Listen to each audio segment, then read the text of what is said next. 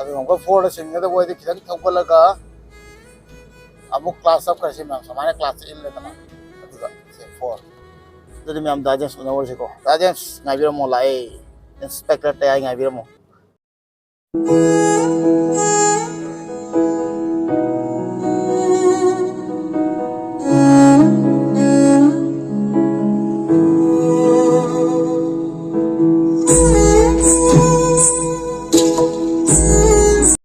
कोई नौक से लेकिनी मासे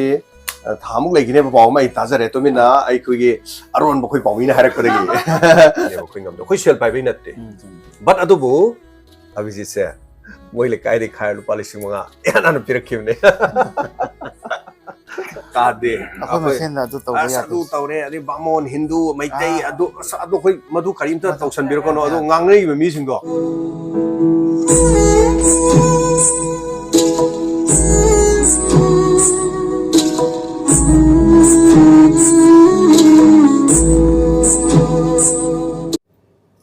मैं पुनः पुए पुदी नाउ के चैनल दा तराम नोक्चरी मैं ngasi je ai gi yam nungsiraba dada mong na pasat toini dada sina ai bu saktak pada manipur da achauba role ama tawbi ha batara samna ha da godfather go mane ai gi aduga ai ju chinba dada ju chinba khoi ni phone da de dum pau khong ne aduga ngasi ai na kaching lak pa kan da imphal thoke taw kan na chang ge na khan bani go office da aduga isan som da isan visa ju leire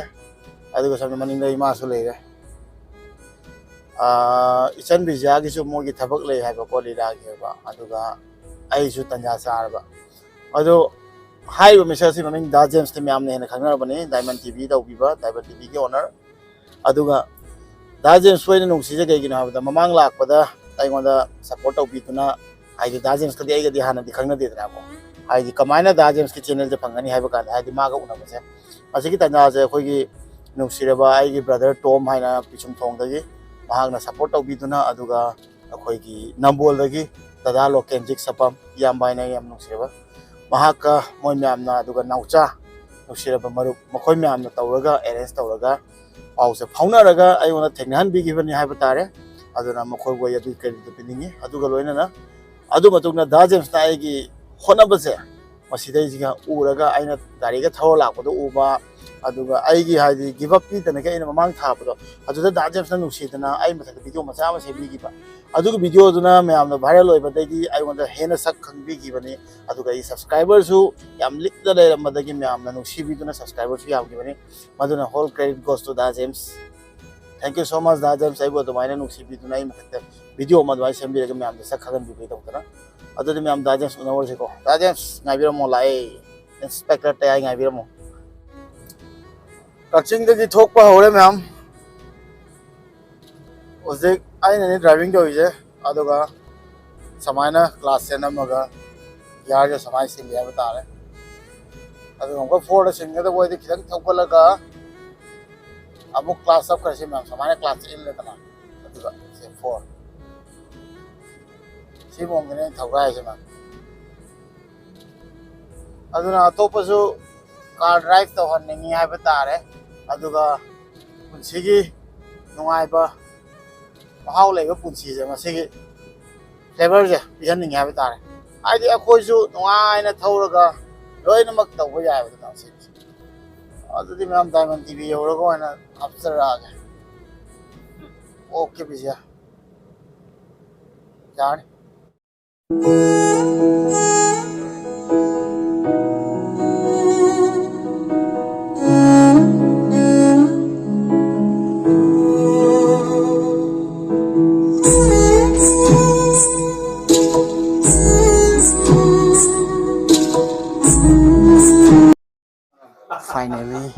Finally, amon unare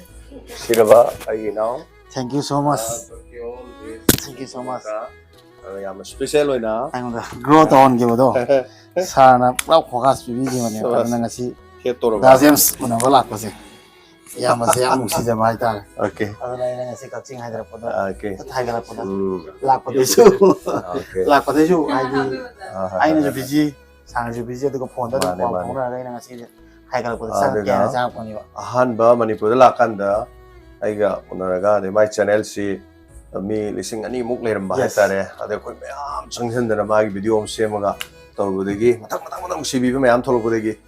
lising kontra ni pu yang kai tor sat kiba hai tare yamna support to bi mi naw da mayam pon aduga akoi naw si laikini masi thamuk laikine ba paw mai tajare to mina ai khoi gi aron ba khoi pawina harak degi ai na han ma je ai unaram na sat khidor ma se ngang gi ai unadana sat khidore si ko ma ai kauri se ngwa ka ta ya dai dai na mo dai call tawre nang kai no nang ai unadana sat tawre ado salam dai da specialist dai hai tare ai na ngau gani adaga tawgani se adaga sakchara sami na gani ado special program ma ko dai da ma ko unagani wari sana gani koi family diamond gi family le ba mayam na ada inau da koi wish pi gani koi gi maikai dai sungam jawa inau da so koi na sida sana le bakta lak pi bagi ado ma gi thengnari ba struggle mayam sida mana khara kano oina ba hai tare koi maikai dai gi si tawjagani thank you so much okay yam ngai khangau da sak ka la ko je yam postale ne diamond postale okay okay yam ngai da okay mayam zu khangbi go hojiki diamond tv ragi channel se ko aduga ai gi subscriber mayam su support tawningi ai maram di yam nusi jaba dadani aduga ma gi amuk channel hek koi pa kana su kok samina ure ko na recover oi ki da yam nungai ba ai go su maram di lapna le su adum akhoi ni je dum task ta le aduga hadak su awa ta ki ba kan ai su akhoi yam pikna ta ba mayam su ha anjina ni hai ni ko ko pikna ta ri naw sing na thok na khoi se lising manga taruk ka thar ga ja adagi manipur gi rang tholok ki bedagi ahan ese khoi diamond gi tv gi akhoi na hona jaba mayam da lan gi chekthing laikhidraba aduga relief camp sing da mateng taw se more than 20 lakhs ra hen gre khoi na hoji paw da si haurak pa dai tare kwai gi ho da me gi tang ahum haukhra matungi yang na hai tare kwai gi han mateng pang ki ba dai tare koi gi avijit sine asomda asam da leiri ba magi adai gi kero lekai gi missing tor kan da astada yam de ahan ba gi na relief ta tai da mateng pang ba gi keno to biu hai na 5000 ji na kapakhi hai tare gawa de gi koi gi nanau koi sile gi ama lai koi nuksi ba ngam ga lei magi sumoi gi team duna hai tare moi sa ahan ba team ne hai tare ko mateng pang ki ba gi australia gi madam sarobala miki indira moi asongi site gi hai tare sin yan hale koi de yo ki bese adu matung mayam di wana ram ni na koi kona to gi bai wane ba adu matang di usa gi lak ki ba adegi singapore gi adegi france gi smaina to ro kan da hai tare ade canada de gi ai gi ma pa da le yam yawe hai tare adegi da koi sai gi de dum yaw le re no ba dum channel le ram ne koi de dollars mi samapan hena le be sili sing maya hai tare asidagi ma bel sing sam to ro kan mayam gi crowd sin ne ba koi ngam do koi sel pai bai natte but adu bu aviji se moi le kai de khai lu palising mga yana na pirakkim ne adu bu needy people do da hai tare yohan gi ko ta bani na ko adai di awa was sa problem sa ngang hena khar to jo khai gi da ko jo hap chi ai di proof ama wo bani na nu si bai je ada le ra ga su yes ai di awa ba ta ka na ko sa ya chi mane bani i mari ta ni hana na gi bani yang noi ge duga madugi han ba ge lakhi mating du ko do kena kakching di han chat le ba kakching gi relief camp am da chat le hai ta le ram ni ba angang mayam moi ge textbook adagi marvis mayam gi khara hai ta ko adagi sana thangna ba dum imung gi kitchen item sing adagi di lady ba gi nupi mayam mau mayam do le ram mi mayam do ma khut ta se lu pam pai ba ti hai ta re akoina amam to ina ko ba chani ge yen thok cha da na ko mayam do nungai je ke ta re pesa di yam ba na te but matam du da yum da gi chelak ko matam du ba tarawo parak ta da khoi gi chani du pa da smoke sing isan nu pi jing do da khare ha da company ge no ingon da na te mayam gi kano na ni kon taw du na ko adu mai taw du na matam khoi na sa tharak ku se yam na tawri hauji so still tawri adu ga hauji na yam ba khoi khon ga porom do ina yam taw le maram di atai si di sarkar ne yam honai ba adum dc gi ko tang de yam honai ba na wai di khrai thunga thung da ba torom mi adagi leiri mayam chenu su ngo adagi di whatsapp group le ko adai hojik ti humanity service yam leire woni yam tawe atai koi si yam phai aduga lekai gi mau khar punjal ko sekta tawe hai tare adu ayam di yam tangai phade ji hoje nungju thasu oi natra ado kun nga pati tok padi ya dia dri hojik se ada koina lepudraga su ko moina lepiri bini na bas koina ngak au masam di piba phabi no khai hale ai ta adu nani now still going on hojik sa thari hojik jiri bamgi kun ngak pagi adu ga masida pagi tim hai tar kun ngak puja alai makhan ju aram bai su yauri adu gi atop koina su yauri ko adu masigi su yam yang na ai mateng pa no sem salo yam chumone da jim snaida adi moina ngak pe ngasi khoi khoi jala ga freedom na ngasi tamjiga adu ne khoi social media da na adu ada adu ngangna bagi mathau ka de akhoi sen da du to ya adu tawre adi bamon hindu maitai adu khoi madu karim ta tawsan bir ko no adu ngangnai ba mi sing do mun ni yeng bio film to yoro moi don ni ko adu ngangnai sing do oji bamon brahman hindu nai je to na grabne khoi da sang grabne ba mara ma to gi hosik lai ri ba miron sin na natte ba nawai gi matam da soi grabne ba soi gi bu aigi sana soi re ha kan pabung ai lan je re ha kan da he ma kak thalu hai gadra ne aigi sana i naung lan bu do phare na soi gre ha bu sorry ha bu da ngak pi gi dom ne ba soi gre ai khoi gi ju soi bu lai ne ba moi ju soi bu lai ne ba do soi gi bu ngak na ri ya ba na tro na te sorry ju hai dra ga dilui na tra ado mama da ma pa da ma sana sorry ha ngak pi bu gum ai khoi ju mamang da history ne soi gi bu mayam to gi bu mayam do hojik khoi soi da na amagi su kai da ba mai su kai da ba dharma du da pa mane hindu chat kera maitai chat kera convert tong nei si di ha na le ram du hoji na me am so khoi maitai chat kena sanar ku yauri si di akhoi su thing ba ya de ba si di masa gi ni liklam ni horo pham ni to bom ne adu tawson no du social media da hulang ang nei sing je mun nam ding bio pak khai ba su yor moi lan su pa dum chat lam moi adum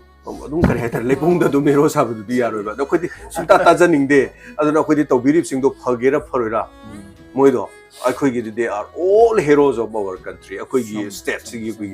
hero ma ta ne ba khoi moi da aduna khoi ngalo pi de ade adu nuksi gera nuksi re ha gera ha religion na best to with the maram de husi keno ga ai brother rohan film ga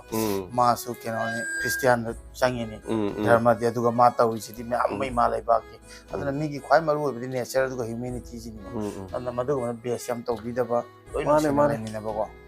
aduga dajem ski keno ja channel je kamai to bi go to bi growth se la la ko gi adum phajadre adubu ai gi de na ti ai tare lalon bisu sen phang ba handai gari thobu su sen phang ba handai every loina ba khai tare yes income se ai han lan mamang megi tang ahum phau da ai la ba income hai tare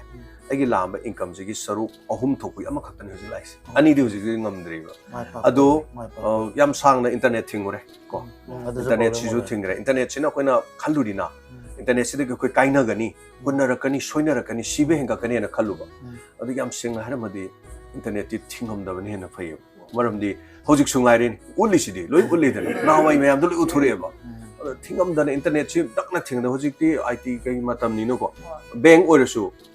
everything bank ta hoji mangi yam chong mangar jani bank ta loan kai sing loi ni yadre da na adegi di sel thadok ki ba mayam do sing bagi matam yaige yadega copy ko hai ba su mayam si su bank to income ka ba mangi aduna everything ado awon mane masi lan si masak phajade lan si masak thi ai yam tan hai jabado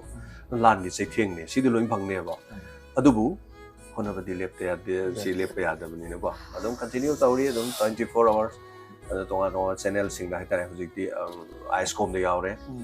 adegi di amo SKTV de mu yaure adegi GTPL cable de mu yaure then YouTube Facebook ko gi lejare ade radio da ohum ne radio da sum ne on ko gi chum da gi analog radio hai tare 90.0 wahong radio no launch tawre aduga sidagi khusem radio lere manipur online radio hai ba app ani si dagi khutang da su mayam tabi yai aduna platform nipan nai tare amukta da koina tawjari se mai tawri aduga channel amasu hai tare Diamond TV Plus si su hinghanna bagi mangama mangi khangde mangni thungbe ai thungbe ai yam taw gidori hai tare ai na jo personally wai sana kan hang yo da hai di heng na gai jo keno to ina live nung thai na me da jen se pung kya tum ni si ne tum se ai di yadre pung ayam de ai hing keno ni no ba ade kui si sena dam sa di staff sing si dum pung ama ma khai bong le ramaga sakki ba du matung de TV channel na TV se koi system je som thagali je ama mok system ama change tawe mana hing ama pu doi ni adagi adugi program je meme ti gaudana ne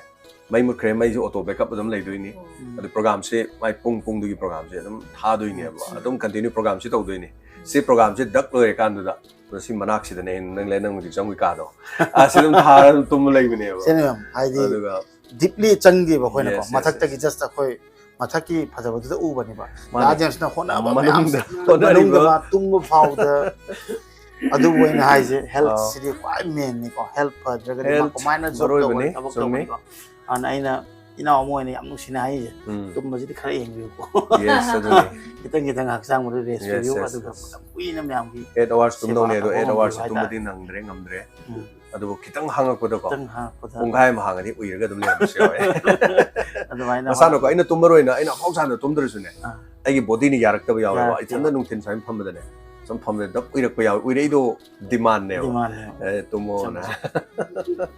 ꯑꯗꯨꯕꯨ ꯍꯣꯠꯅꯔꯤ ꯍꯣꯠꯅꯕꯤꯌꯨ ꯍꯣꯠꯅꯕꯤꯌꯨ ꯃꯍꯨꯠ ꯁꯤꯟꯅꯕ ꯌꯥꯝ ꯃꯥꯏ ꯄꯥꯛꯄ ꯂꯩꯇꯦ ꯑꯣꯏꯕꯤꯌꯨ ꯑꯗꯨꯒ ꯃꯌꯥꯝꯁꯨ ꯑꯗꯨꯝ ꯅꯨꯡꯁꯤꯅ ꯁꯞꯄꯣꯔꯠ ꯇꯧꯒꯅꯤ Yes, ꯃꯔꯝꯗꯤ yes. ꯃꯌꯥꯝ ꯂꯣꯏꯅꯃꯛꯅ ꯍꯥꯏꯗꯤ ꯗꯗꯥꯅ ꯍꯣꯠꯅꯔꯤꯕꯗꯣ ꯎꯕꯗ ꯌꯥꯝ ꯅꯨꯡꯁꯤꯌꯦꯕ ꯑꯩꯈꯣꯏꯁꯨ ꯅꯨꯡꯁꯤ ꯑꯗꯨꯅ ꯗꯗꯥ ꯃꯥꯏ ꯄꯥꯛꯄ ꯑꯣꯏꯕꯤꯌꯨ ꯑꯣꯀꯦ ꯑꯗꯣ ꯌꯥꯝꯅ ꯌꯥꯡꯅ ꯑꯃꯨꯛ ꯎꯅꯔꯁꯤ ꯎꯅꯔꯁꯤ ꯆꯪꯂꯦꯟ ꯑꯃꯒ ꯂꯣꯏꯅꯅ ꯑꯩꯈꯣꯏ ꯑꯗꯨꯒ ꯌꯧꯔꯒꯦ ꯅꯨꯡꯁꯤꯕꯤꯕ ꯃꯌꯥꯝ ꯏꯆꯤꯟ ꯏꯅꯥꯎꯁꯤꯡ ꯑꯩꯈꯣꯏ ꯁꯣꯏꯗꯅ ꯑꯩꯈꯣꯏ ꯑꯕꯤꯖꯤꯠꯀ ꯑꯩꯒ ꯎꯅꯖꯔꯒ ꯃꯥꯒꯤ ꯌꯥꯝ ꯏꯁꯄꯤꯁꯤꯌꯦꯜ ꯂꯥꯏꯐ ꯍꯤꯁꯇ꯭ꯔꯤ ꯃꯆꯥ ꯑꯃꯁꯨ ꯑꯗꯨꯒ ꯑꯩꯅ ꯌꯥꯝ ꯅꯨꯡꯉꯥꯏꯖꯕꯗꯤ ꯃꯥ ꯃꯅꯤꯄꯨꯔꯒꯤ ꯃꯐꯝ ꯑꯇꯩ ꯑꯇꯩ ꯆꯠꯂꯤ ꯃꯥꯅ ꯊꯥꯒꯠꯂꯛꯄ ꯚꯤꯗꯤꯑꯣꯁꯤꯡ ꯑꯩ ꯂꯣꯏ ꯌꯦꯡꯉꯦ ꯑꯗꯨꯒ ꯏꯆꯜ ꯑꯩꯈꯣꯏꯒꯤ ꯃꯥꯕꯨ ꯅꯨꯡꯁꯤꯕꯤꯕ ꯏꯆꯜꯁꯤꯡ ꯍꯥꯏꯇꯥꯔꯦ ꯃꯕꯨꯡ ꯑꯃ ꯑꯣꯏꯅ ꯈꯟꯖꯕꯁꯤꯡ ꯃꯌꯥꯝ ꯃꯥꯅ ꯆꯠꯂꯨꯕꯗꯒꯤ ꯉꯔꯥꯡ ꯅꯍꯥꯟ ꯑꯉꯥꯡ ꯑꯅꯥꯕ ꯑꯃꯒ ꯇꯧꯕ ꯅꯥꯇꯥꯗꯦꯒ ꯇꯧꯕꯗꯨꯁꯨ ꯑꯩ ꯂꯣꯏ ꯌꯦꯡꯉꯦ ꯈꯪꯉꯝꯗ꯭ꯔꯥ ꯑꯩ ꯈꯪꯉꯝꯗ꯭ꯔꯥ ꯑꯗꯩ ꯅꯪ ꯀꯛꯆꯤꯡꯗ ꯆꯠꯄ ꯂꯩꯕ ꯑꯦꯚ꯭ꯔꯤꯊꯤꯡ ꯑꯩ ꯂꯣꯏ ꯌꯦꯡꯉꯦ ꯑꯗꯩ ꯏꯆꯜ ꯑꯃꯅꯁꯨ ꯅꯪ ꯀꯩꯅꯣꯗ ꯐꯝꯃꯒ ꯁꯨꯃꯥꯏꯅ ꯏꯟꯕꯗꯣ ꯑꯗꯨꯁꯨ ꯐꯖꯩꯌꯦ ꯑꯗꯨꯁꯨ ꯐꯖꯩꯌꯦ ꯏꯆꯜꯁꯤꯡ ꯃꯥꯕꯨ ꯅꯨꯡꯁꯤꯕꯤꯕ ꯁꯞꯄꯣꯔꯠ ꯇꯧꯕꯤꯕ ꯃꯌꯥꯝꯗꯣ ꯑꯗꯣ ꯚꯤꯗꯤꯑꯣ ꯀ꯭ꯂꯤꯞ ꯀꯥꯏꯗ ꯃꯇꯦꯛ ꯃꯇꯦꯛꯀ ꯎꯠꯂꯒ ꯑꯩꯈꯣꯏ ꯁꯤꯅ ꯀꯥꯏꯗꯅꯣ ꯋꯥꯔꯤ ꯋꯥꯇꯥꯏꯒ ꯇꯧꯖꯒꯦ ꯑꯗꯩ ꯏꯅꯥꯎꯁꯤꯅ ꯃꯅꯤꯄꯨꯔꯗ ꯂꯥꯛꯄꯒꯤ ꯁꯤꯗ ꯂꯩꯕꯒꯤ ꯑꯗꯣ ꯑꯩꯈꯣꯏ ꯗꯥꯏꯃꯟ ꯐꯦꯃꯤꯂꯤ ꯃꯥꯏꯀꯩ ꯃꯌꯥꯝꯗꯒꯤ ꯍꯥꯏꯕ ꯇꯥꯔꯦ ꯉꯝꯖꯕ ꯈꯔꯁꯨ ꯏꯅꯥꯎꯁꯤ ꯃꯇꯦꯡ ꯄꯥꯡꯒꯅꯤ thank you so much thank you so much okay thank you ꯃꯥꯏ ꯄꯥꯛꯄ ꯑꯣꯏꯕ ꯑꯗꯨꯗꯤ ꯑꯩꯈꯣꯏ ꯑꯃꯨꯛ ꯂꯦꯡꯉꯒꯦ ꯐꯔꯦ ꯔꯥꯖꯦꯟꯁꯨ ꯖꯣꯕ ꯇꯧꯕꯤꯔꯣ ꯑꯗꯣ ꯈꯤꯁꯤ ꯉꯥꯏꯈꯣꯅꯦ ꯊꯝꯊꯈꯤꯕ ꯑꯗꯣ ꯈꯤꯁꯤ ꯃꯇꯦꯛ ꯆꯥꯒꯤ ꯑꯗꯨꯝ ꯐꯗꯧ ꯃꯥꯜꯂꯤꯅꯦ ꯍꯥ ꯈꯤꯁꯤ ꯈꯔ ꯌꯧꯔꯛꯈ꯭ꯔꯦ ꯑꯝꯇ ꯐꯣꯇꯣꯗꯣ ꯑꯝꯇ ꯃꯥꯏꯛ ꯀꯩꯅꯣ ꯇꯧꯗ꯭ꯔꯁꯨ ꯈꯤꯆ꯭ꯔꯤ ꯈꯔ ꯌꯧꯔꯛꯈ꯭ꯔꯦꯅꯦ ꯈꯤꯁꯤ ꯈꯔ ꯌꯧꯔꯦ ꯍꯥꯏ ꯏꯃꯥꯟꯅꯕꯁꯤꯡ ꯔꯥꯖꯦꯟꯁꯅ ꯀꯥꯡꯒꯤ ꯈꯤꯆ꯭ꯔꯤ ꯏꯃꯥ ꯁꯥꯟꯇꯤꯅ ꯄꯨꯔꯛꯄ ꯃꯥꯜꯂꯦ ꯑꯣꯀꯦ ꯑꯗꯨꯅ ꯑꯩꯈꯣꯏꯒꯤ ꯀꯩꯅꯣꯗꯒꯤ ꯑꯣ ꯊꯣꯡꯖꯨ ꯀꯣꯏꯔꯧꯗꯒꯤ ꯏꯃꯥ ꯁꯥꯟꯇꯤꯅ ꯑꯣꯀꯦ ꯑꯣꯀꯦ ꯏꯟꯕꯤꯌꯣꯁꯦ ꯑꯁ ꯑꯗꯣ ꯈꯤꯆ꯭ꯔꯤ ꯀꯩꯀꯩ ꯃꯌꯥꯝ ꯔꯥꯖꯦꯟꯁꯅ ꯑꯃ ꯈꯦꯆ꯭ꯔꯤ ꯄꯨꯔ ꯈꯤꯇꯪ ꯂꯥꯛꯈ꯭ꯔꯦ ꯈꯛ ꯃꯍꯥꯎ ꯇꯪꯅ ꯆꯠꯈꯤꯁꯤ ꯍꯥꯏ ꯑꯗꯨꯅ ꯍꯣꯏ ꯃꯌꯥꯝ ꯌꯦꯡꯉꯒꯦ ꯑꯗꯨꯒ ꯃꯍꯥꯎ ꯈꯔ Yes. ꯇꯪꯅ ꯆꯠꯂꯒꯦ Yes. ꯌꯥꯔꯅꯤ ꯅꯤꯝꯂꯥꯁꯨ ꯊꯦꯡꯛ ꯌꯨ ꯅꯤꯝꯂꯥꯅ ꯚꯤꯗꯤꯑꯣ ꯅꯝꯕꯤꯕꯒꯤꯗꯃꯛꯇ ꯊꯦꯡꯛ ꯌꯨ ꯀꯦꯃꯦꯔꯥ ꯄꯥꯏꯕꯤꯕꯒꯤꯗꯃꯛꯇ thank you so Thank you.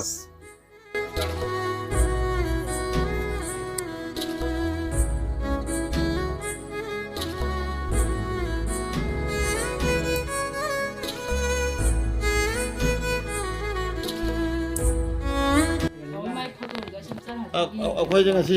ꯗꯥꯖꯦꯟꯁꯅ ꯍꯥꯏꯕꯗ ꯁꯤꯗ ꯑꯃꯨꯛ ꯈꯔ ꯆꯥꯕ ꯇꯥꯔꯦꯀꯣ ꯃꯌꯥꯝ ꯆꯥꯕ ꯇꯥꯃꯔꯛꯁꯤꯒ ꯅꯨꯡꯁꯤꯔꯕ ꯁꯤꯁꯇꯔ ꯑꯃ ꯁꯣꯝꯗ ꯑꯩꯕꯨ ꯈꯪꯕꯤ ꯂꯩꯔꯝꯃꯦ ꯃꯌꯥꯝꯁꯤ ꯀꯥꯏꯗꯒꯤ ꯁꯤ ꯏꯃꯥꯏꯔꯣꯟꯗꯩꯅ ꯑꯃꯨꯛ